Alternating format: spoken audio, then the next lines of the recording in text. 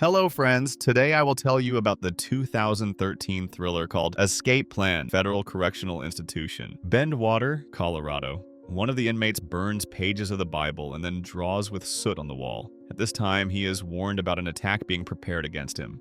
And when it happens, the man manages to fight back.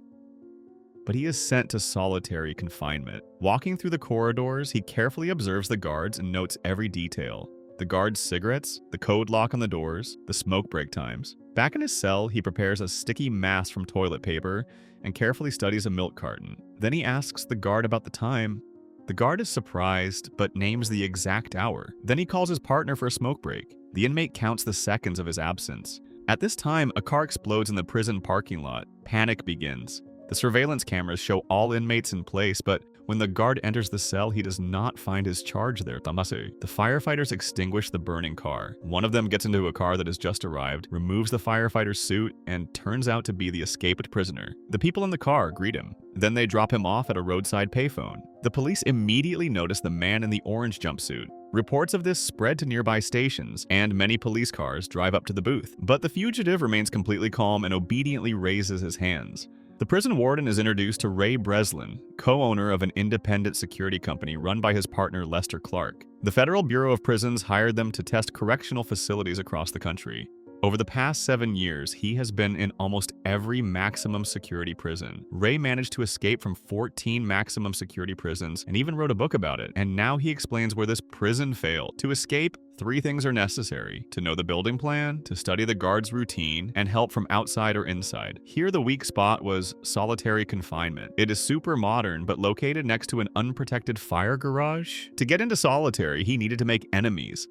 The facility lacked staff, and instead of 2 guards, only 1 escorted him. While Ray was in the cell, the guard went out to smoke for as long as 7 minutes. It only remained to organize a diversion during this time. How to find out the code? A milk carton contains a thin, laminated film. Removing it and applying it to the code lock takes seconds. The fingerprints show which buttons were pressed. When receiving lunch, Ray blocked the delivery hatch and got to the code lock. By rewinding the video in the guard post, he covered his tracks, and he still had a minute left to get to the garage. So the firefighters drove him out of prison. The warden had only one question left: what normal person would voluntarily go to prison? Los Angeles, California. Breslin's company is approached by CIA officer Jessica Mayer, who offers Ray to test an illegal commercial secret prison atom for especially dangerous criminals. The difficulty is that this facility is funded by private individuals, so no one will know Breslin's location. Ray's colleagues, Abigail, Ross, and Hush, don't like this, but the ambitious Breslin agrees to the offer. Within 24 hours, the man is to be taken from a designated location, New Orleans, Louisiana. Ray is prepared for infiltration. Now he is Spanish terrorist Anthony Portas. He is given an evacuation code, which must be told to the prison warden if something goes wrong, and a tracker is implanted under the skin of his arm.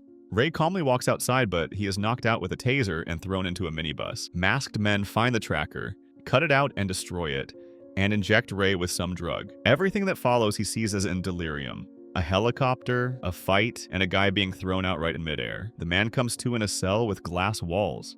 Around are similar cells with many people. Breslin is shocked by the scale and unusualness of the prison. The newcomers are observed by the warden, Willard Hobbs. When meeting Ray, he denies all details. There is no other warden here, and no evacuation code works. Breslin's colleagues try to find him, but there are no traces. Ray studies the prison order, and it is very harsh. The guards walk in masks and mercilessly beat inmates for any offense. One of the authorities decides to test the newcomer, but Emil Rottmayer stands up for him, saying that he once was the bodyguard of world-class banking fraudster Victor Mannheim, who likes to take money from the rich and give it to the poor. He is friendly toward Ray and offers his help if needed. On Hobbs's desk lies Ray Breslin's book on prison security. Ray asks Emil to help him get into local solitary confinement. They stage a fight with each other, after which they are both placed in isolation. Abigail, Ross, and Hush demand that Clark find and return Ray. Under pressure, he promises to do it. Breslin is visited by a doctor, and he reminds the man of the Hippocratic Oath. After leaving solitary, Ray asks Rottmayer to get him a piece of metal, and in return he will get him out of this place. Rottmayer asks to be interrogated by Hobbs and messes with his head. The sadist loses patience and orders waterboarding. Emil, regaining consciousness, manages to remove a large steel rivet from the floor. That's exactly what is needed. Ray tells Emil the purpose of his stay here. He assumes that the prison is built somewhere underground or in a cave. He needs to get into solitary again. There, with the polished piece of metal, he will reflect the light from the lamps, heat up the rivets, and be able to get under the floor. They stage a fight with Javed and end up in solitary, where Rottmayer fakes a breakdown, distracting the guards. Meanwhile, Ray removes the rivets and gets into the plumbing, crawling through it to the outside. However, upon reaching the top, Ray discovers that he is on board a huge ship in the middle of the ocean. And, realizing that escape is impossible, he goes back into solitary. Hobbs contacts Clark and he names the prisoner's real name and asks to make sure Ray stays in prison forever. In addition, major disruptions have begun in the banking sector, which cannot be solved without Mannheim, so the warden will have to use all his strength to find out where he is. And for this, he needs to pressure Rottmayer and Breslin.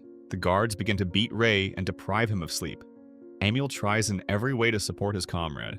One day, Breslin admits that he used to be a lawyer. The guy he imprisoned promised to take revenge. He escaped from prison and killed Ray's family. Emil understands. He also has a daughter and urges him not to give up, to get out and take revenge on the one who sent him here. Ray cannot find a single blind spot, but nevertheless studies the guards' habits. Later, he tries to ask Dr. Kyrie in which part of the globe they are located, but he refuses to speak. Then Ray makes a sextant out of improvised materials and glasses with which he can determine latitude, but for this he needs to get outside. At this moment, Hobbs decides to isolate Breslin from all the prisoners. He admits that he built his prison according to his book. Ray promises that he will get information about Mannheim from Rottmayer, after which Hobbs lets him go back. Rottmayer asks Javed for help, promising to assist in his escape from prison. Javed informs Hobbs about the planned escape. The warden in return allows him to hold a prayer outdoors. Going out for night prayer, Javed uses the sextant to determine the latitude where the ship is located. The water flows counterclockwise, so it's the north. The new prisoner named the exact date of his incarceration, November 14th. On top, warm air and rain. By all these signs, Ray calculates that the ship is located near the coast of Morocco. Rottmayer knows a guy in Casablanca who owes him his life, but how to send him a message. Ray finally manages to win the doctor over to his side by telling him who he really is. And the doctor can verify this by looking at Breslin's book on Hobbs's desk, and Ray reminds him of the oath. The doctor rereads the Hippocratic Oath and goes to Hobbs's office and then demands that Ray be brought to him. He is ready to help. Ray reports false information about Mannheim's location to Hobbs, but they understand that this will distract the warden's attention for only one day. At night, Hobbs notices that Ray is tapping to his neighbor. He uses his book and reads a message about a planned uprising in Block C. The doctor transmits a message to Rottmayer's Moroccan acquaintance about the place and time of their meeting. Hobbs sets up guards in Block C. Javed starts a fight, during which they manage to seize weapons, escape into a utility room, and disable all the surveillance cameras. However, Hobbs manages to lock the doors, preventing the fugitives from getting outside, and then sends a squad of guards after them, who find the heroes using motion sensors. The fugitives engage in a shootout with the guards, during which Javed is seriously wounded. Locking themselves in one of the rooms, Ray disables the motion sensors. He orders Rottmayer to climb up, while he goes to the engine room to disable the power system and unlock the doors. But Javed refuses to go with Emil. He gives him his gun and goes to the deck. Javed opens fire on the pursuers. Hobbs realizes Breslin is heading to the engine room and rushes after him. Finding the wounded Javed, Hobbs finishes him off. The warden finds Breslin. A fight breaks out between them, but Ray wins. He breaks into the engine room and shuts down the ship's power. A helicopter with Rottmayer's friends opens fire on the ship's wheelhouse and then on the guards. One of the gunners is shot, and Rottmayer, having reached the helicopter, takes his place. Meanwhile, Ray, hiding in the engine room, waits for the compartment to fill with water and for the drainage system to activate. He is thrown into the open ocean under the prison ship's hull. Rottmayer drops him a rope ladder from the helicopter. Running onto the deck, Hobbs approaches the helicopter, but Emil throws Ray a pistol and he shoots at the fuel tanks located on the ship's deck. An explosion occurs, in which Hobbs dies. The helicopter lands on the coast of Morocco. A car drives up to the fugitives who have landed, and inside are Rottmayer's men, as well as Jessica Mayer. It turns out that she is Emil's daughter, who is not Rottmayer at all, but the elusive Mannheim himself. She did everything to get her father out of the tomb, but Engineer Clark was fully aware of what was happening. He was offered to head the tomb network, but only if Ray could not escape from the floating prison, thereby proving the system to be invulnerable.